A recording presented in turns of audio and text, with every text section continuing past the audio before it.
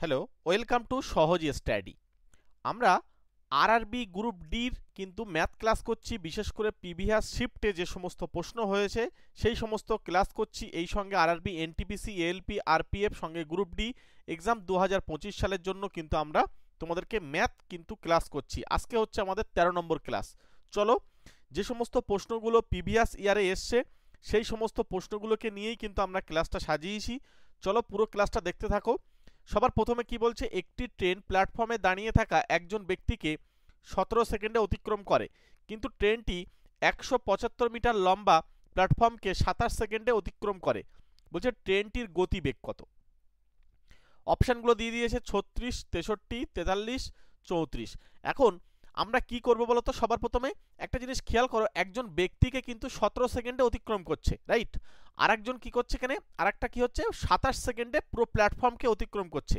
মানে আমি তোমাদেরকে একটু ছবি দিয়ে বোঝানোর চেষ্টা করি। যখন প্রথমে ব্যক্তি ছিল, মনে করো ব্যক্তিটা এরকম জায়গায় ছিল, ট্রেন এসে কিন্তু সোজা এখান দিয়ে পাস করে বেরিয়ে গেল, ঠিক আছে। ট্রেনটার দৈর্ঘ্য যদি এটা হয়, তার মানে এইটা হচ্ছে প্রথম ক্ষেত্রে। আর দ্বিতীয় ক্ষেত্রে হচ্ছে একটা প্ল্যাটফর্ম আছে, প্রথমে ট্রেনটা এখানে ঢুকলো, তারপর এখান দিয়ে বেরিয়ে গেল, তার মানে প্ল্যাটফর্ম যখন ছেড়ে বার হবে তখন ট্রেন তার নিজের দৈর্ঘ্য অতিক্রম করতে হবে। এটা হচ্ছে বেসিক কনসেপ্ট।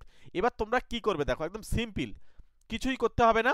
এই যে 17 সেকেন্ড আর এখানে 27 সেকেন্ড, তাহলে টাইমের একটা ডিস্টেন্স হচ্ছে, টাইমের একটা ডিফারেন্স হচ্ছে, সেটা কত, 10 সেকেন্ড, রাইট। এই 10 সেকেন্ডের ট্রেনটা কিন্তু এই 175 মিটার যাচ্ছে। তাহলে আমরা কিন্তু বলতে পারি 1 সেকেন্ডে সে কতটা যাচ্ছে, 175/10। এবার এইটা কিন্তু গতিবেগ, এইটাই কিন্তু মিটার পার সেকেন্ডে গতিবেগ কিন্তু ট্রেনের, হ্যাঁ। তাহলে এই 175/10কে তুমি একটুখানি এখানে চেঞ্জ করে দাও, যে 18/5 দিয়ে গুণ করে কিমি পার ঘন্টাতে চলে যাও, ঠিক আছে। কাটাকুটি করো, এখান দিয়ে যদি আমি এটাকে কাটি তাহলে 3 পাঁচা 15, পড়ে থাকছে 2, 5 পাঁচা 25। আর এখান দিয়ে যদি আমি 5 দিয়ে কাটি তাহলে এটা 7 হচ্ছে, এটা হয়ে যাচ্ছে 2, এটা দিয়ে কাটলে হচ্ছে 9, তাহলে 7 9 63, তাহলে 63 কিন্তু আমাদের আনসার। তোমাদের এই সমস্ত প্রশ্নগুলো আসলে একদম সরাসরি উত্তর হবে টাইমের ডিফারেন্স কত, 10, আর কতটা দূরত্ব যাচ্ছে, ব্যাস এটা তুমি 18/5 দিয়ে গুণ করলে এটা কিমি পার ঘন্টাতে কনভার্ট হয়ে গেল। ওকে, চলো পুরো ক্লাসটা দেখো, তোমাদের জন্য গুরুত্বপূর্ণ কিন্তু অঙ্ক রাখা হয়েছে, ঠিক আছে। তোমরা পুরো ক্লাসটা দেখতে থাকো, তাহলে তোমাদের কিন্তু অঙ্কগুলো সহজ সরলভাবে যেভাবে হবে সেইভাবে আমি তোমাদেরকে করে বুঝিয়ে দেবো। অপশান তোমাদের এখানে বি, এই এটা দেখো, এটা বি করে নাও, এটা সি, এটা ডি করে নাও। চলো নেক্সট কোশ্চেনে যাব।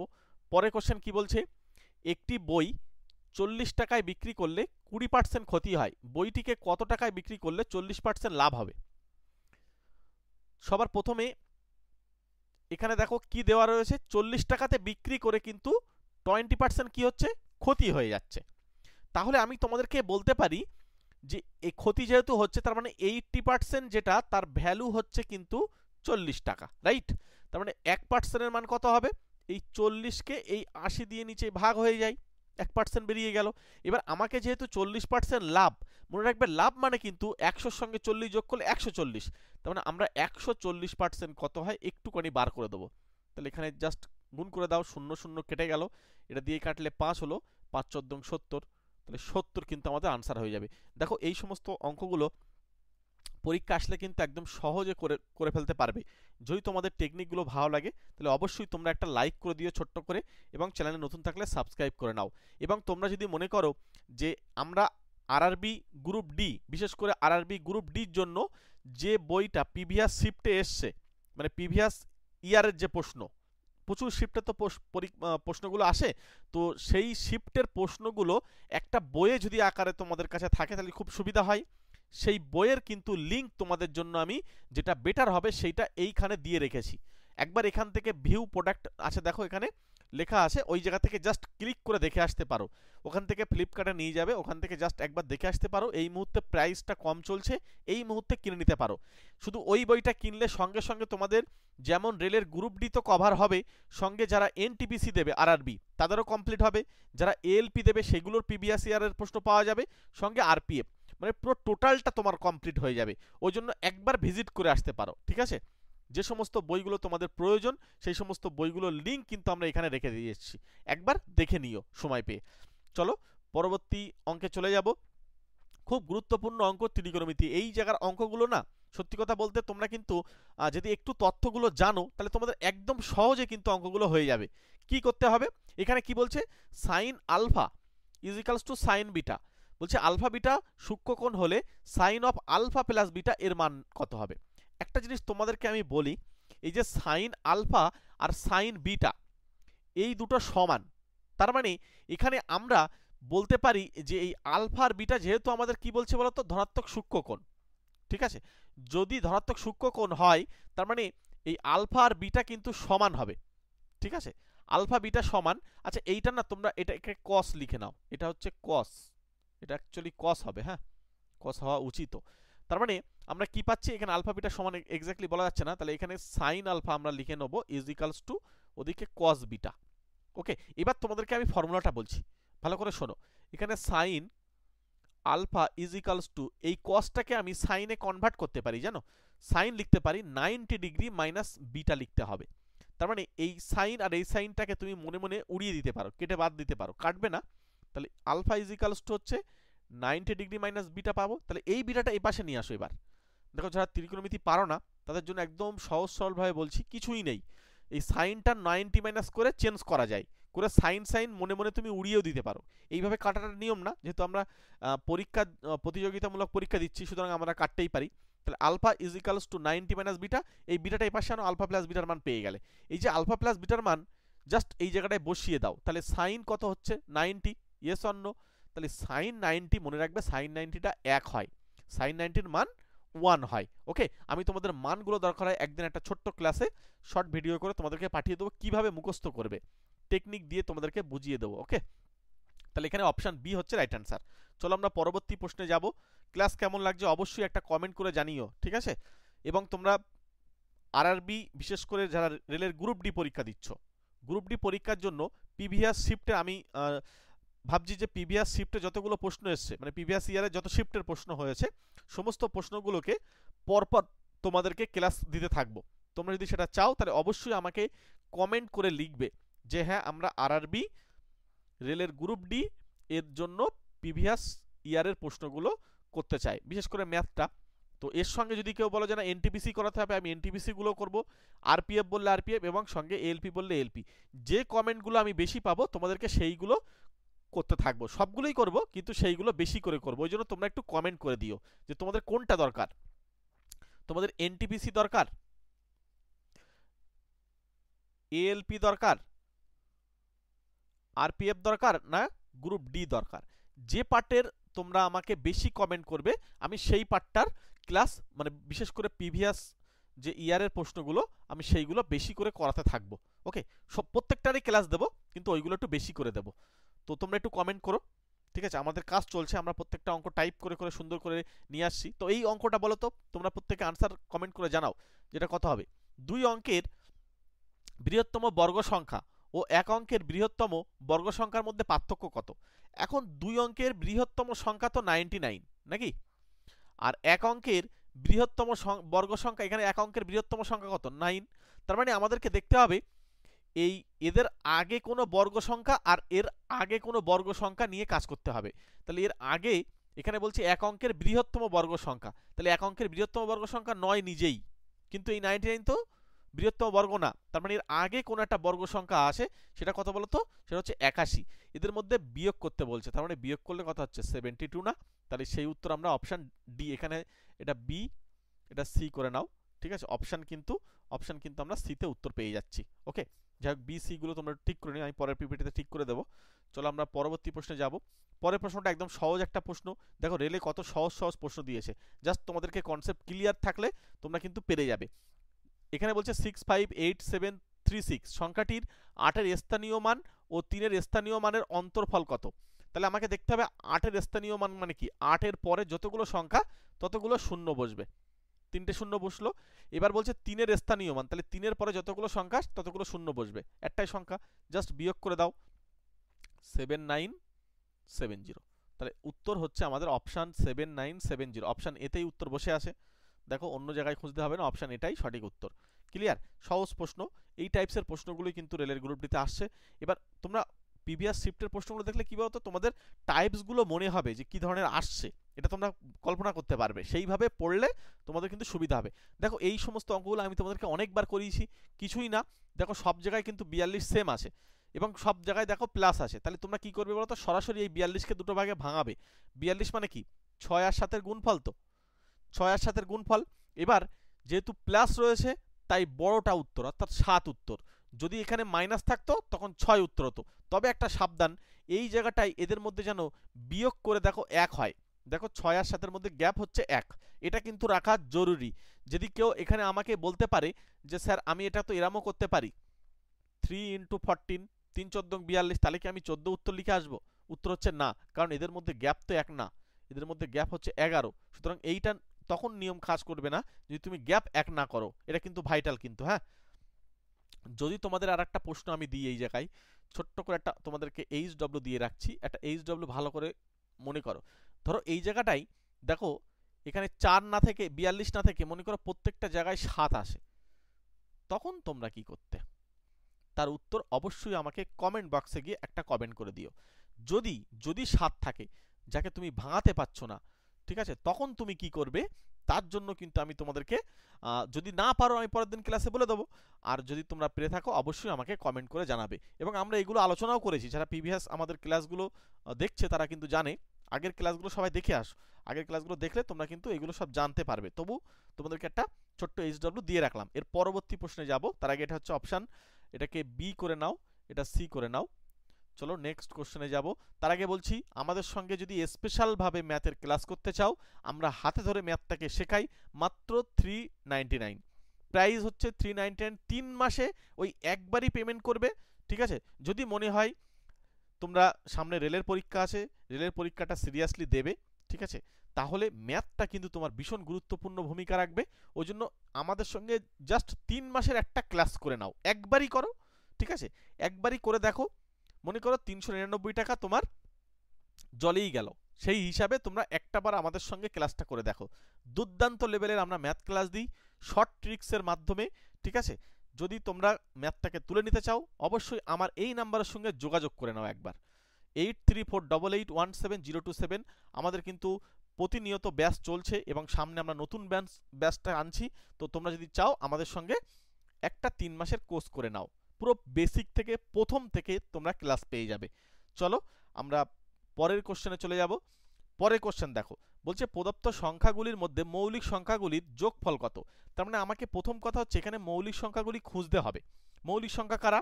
21 কি মৌলিক সংখ্যা? উত্তর হচ্ছে না। 23 একটা মৌলিক সংখ্যা, তাই তুমি 23টা লিখে রাখো। আচ্ছা 27 মৌলিক সংখ্যা না, 29 একটা মৌলিক সংখ্যা, তাহলে 29 একটা লিখে রাখো।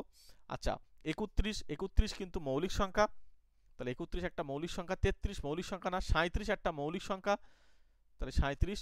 39ও মৌলিক সংখ্যা না, 49ও মৌলিক সংখ্যা না। তাহলে এই তিনজনকে আমাকে কি করতে হবে? যোগ করতে হবে। মনে রাখো এই দুজনকে যদি আমরা যোগ করি দেখো 60 হয়ে যাচ্ছে, তাই না? এবার দেখো এই তিনটা যদি এখানে গিয়ে যোগ করি, এই জায়গায় যোগ করলে কিন্তু এটা 40 হয়ে যাচ্ছে, তার মানে এখানেও একটা 60 পাচ্ছি, তার মানে 120। তাহলে আমরা সরাসরি বলতে পারছি অপশান এ। অপশান এ কিন্তু রাইট আনসার, এখানে অপশান এ হচ্ছে রাইট আনসার। ওকে, ক্লিয়ার? চলো পরবর্তী প্রশ্নে যাব।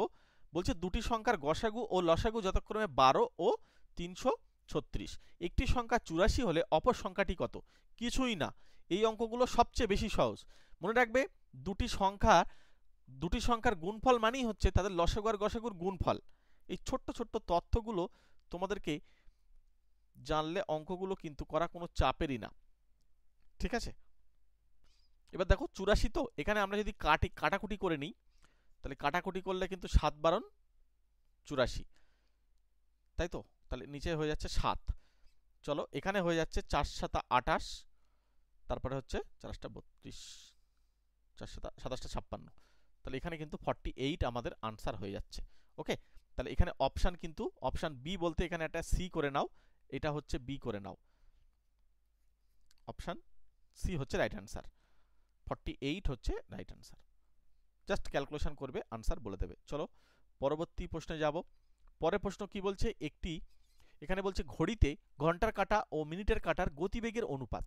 মনে রাখবে একটা ঘড়িতে কিন্তু ঘন্টার কাঁটা এবং মিনিটের কাঁটা দুটোই কিন্তু ঘুরছে এবং এই দুটোই কিন্তু এই জায়গাটাই পুরো বৃত্তটাকেই কমপ্লিট করছে, ঠিক আছে, দুটো কাঁটা যদি পুরো বৃত্তটাকে যদি কমপ্লিট করে, তাহলে একটা জিনিস খেয়াল করে দেখো, ঘন্টার কাঁটা কিন্তু একবার পুরো ঘুরে আসতে সময় লাগছে কিন্তু 12 ঘন্টা, রাইট? ঘন্টার কাঁটাটা তখন কিন্তু সে 360 ডিগ্রি পুরোটা ঘুরছে, ঠিক আছে।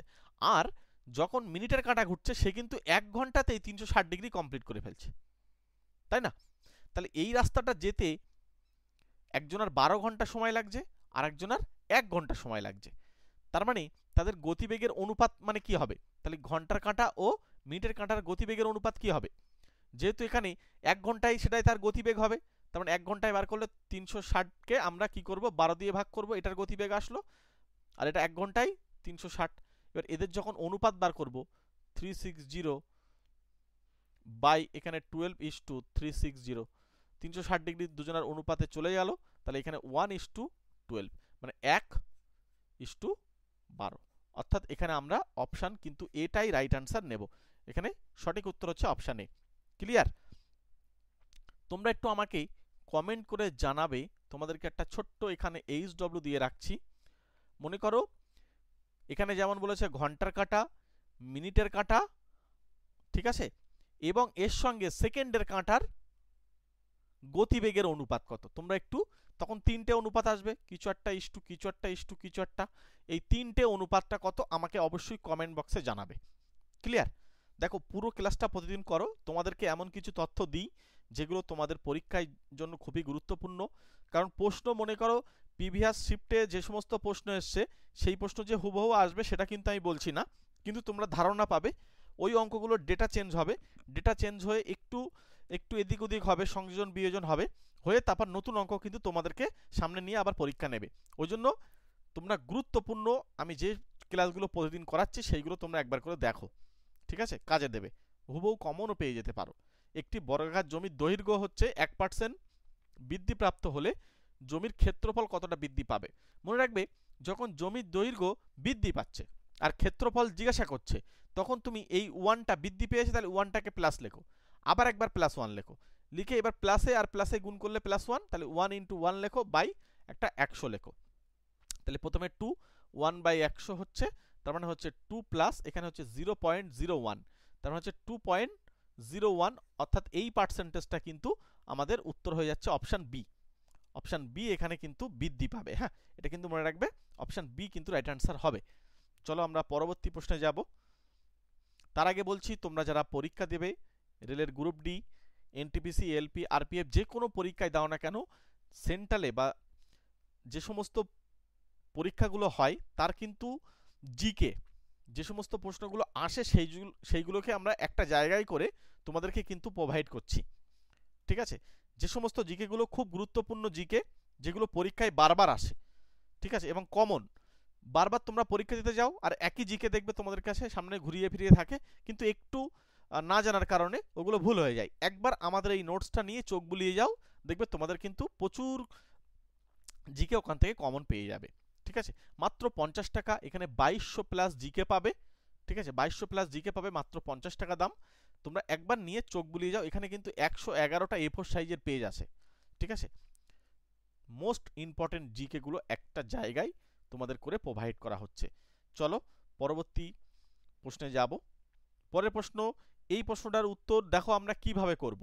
সবার প্রথমে আমরা একটা ফর্মুলা জানি, কি formula? 1 square plus 2 square plus 3 square plus dot dot dot plus n square. এইটা মানে কি? n ইন্টু n প্লাস 1, তারপরে 2n প্লাস 1 বাই কত? বাই 6। এটা আমরা জানি, কিন্তু এখানে মুশকিল হচ্ছে, এখানে 7 থেকে শুরু হয়েছে, তাই না? যেহেতু 7 থেকে শুরু হচ্ছে, তাহলে একটা প্রবলেম হচ্ছে, রাইট? তার মানে আমাদেরকে যদি এটা 1 থেকে শুরু হতো তাহলে কি হতো? তাহলে 1 square plus 2 square plus 3 square plus dot dot dot plus 15 square. কিন্তু যেহেতু এটা 1 থেকে শুরু হয়নি, তার মানে এটা আমাদেরকে 1 থেকে 7 থেকে শুরু হয়েছে, মানে 6 পর্যন্ত আমাকে বিয়োগ করে ফেলতে হবে। জোর করে যেটা নিলাম সেটাকে আমাকে কি করতে হবে? বিয়োগ করে ফেলতে হবে। জাস্ট তোমাদের বোঝানোর জন্য এত কিছু লিখছি, এগুলো এত কিছু লেখার দরকার হয় না। এবার এইটা ফর্মুলায় ফেলো, এটাও ফর্মুলায় ফেলো। তাহলে এখানে হচ্ছে তোমার 15 ইন্টু 15 × 1 = 16, তারপরে 15 দুগুণ 30 আর 1 31। দেখো এই যে ফর্মুলাটা দিয়ে কাজ করছি আমি, এই ফর্মুলাটা দিয়ে, হ্যাঁ, বাই নিচে হচ্ছে 6, আর এটা হচ্ছে আমাদের 6, 6 এর 1 7, আর 6 দুগুণ 12, 1 13, নিচে হচ্ছে 6, 6 6 কেটে যাচ্ছে। এবার দেখো এখানে আমরা যদি কাটাকুটি করি 8 দুগুণ 16, আর এটা কাটলে হচ্ছে যেহেতু আমরা 2 দিয়ে কাটছি তাহলে এখানে হচ্ছে 3, তাহলে 3 দিয়ে কাটলে 5, 5 8 40, তাহলে 40 আর 31 গুণ করা, আর এখানে হচ্ছে 7 91, তাহলে এটা আমাদেরকে গুণ করতে হবে। তার মানে 40, ধরো 31টা না গুণ করে আমি 30 গুণ করলে 1200, আর একটা 40 এক্সট্রা গুণ হচ্ছে, তাহলে 1240, তার থেকে আমার 91 বিয়োগ করতে হবে। ওকে, 91 বিয়োগ করো, তাহলে এখানে হয়ে যাচ্ছে 9 411, তার মানে 1149, তার মানে সেই উত্তর আমরা অপশান সিতে পেয়ে যাচ্ছি। ক্লিয়ার? বলো, এই সমস্ত অঙ্কগুলোকে কোনো চাপেরই না, হ্যাঁ, জাস্ট তোমাদেরকে এই ফর্মুলাটা মনে রাখতে হবে। এই ফর্মুলাটা যদি তোমরা মনে রাখতে পারো তাহলে কিন্তু তোমাদের অঙ্ক করা কোনো চাপের না। আমি তোমাদেরকে ছোট্ট এখানে একটা এইচডব্লিউ দিয়ে রাখছি, দেখো তোমাদেরকে খাতা পেন নিয়ে অঙ্কগুলো করলে তোমরা সুবিধা হবে। এই আবার একটা এইচডব্লিউ দেওয়ার মানে হচ্ছে তোমাদেরকে একটু টাচে রাখা। যদি এই জায়গায় স্কোয়ার না থেকে কিউব থাকে তখন কি হবে? তখন অবশ্যই একটু কমেন্ট বক্সে জানাও। ওকে, তখন একটু কমেন্ট করে জানিয়ে দিও। চলো আমরা পরবর্তী অঙ্কে যাব। পরের অঙ্ক কি বলছে? একটি শঙ্কুর ভূমি ও উচ্চতা একটি অর্ধগোলকের সমান। তার মানে বিষয় হচ্ছে একটা শঙ্কু আছে, হ্যাঁ, আমি যদি তোমাদেরকে একটা ছবি আঁকার চেষ্টা করি, এই মনে করো আমাদের সেই দেখতে শঙ্কুটা, আর অর্ধগোলক মনে করো দেখতে অনেকটা এরকম।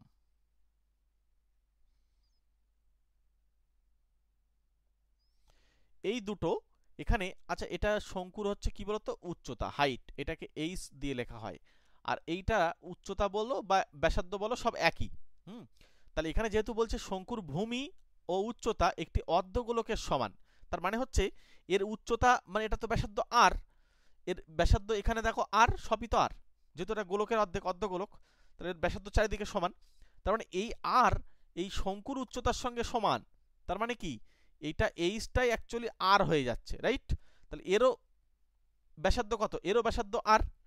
এবার আমাদেরকে এইটার বক্রতলের ক্ষেত্রফল, যেহেতু ক্ষেত্রফল বার করতে বলছে, বক্রতলের ক্ষেত্রফল হচ্ছে পাই আর এল, মনে রাখবে পাই আর এল। এইবার এল কি?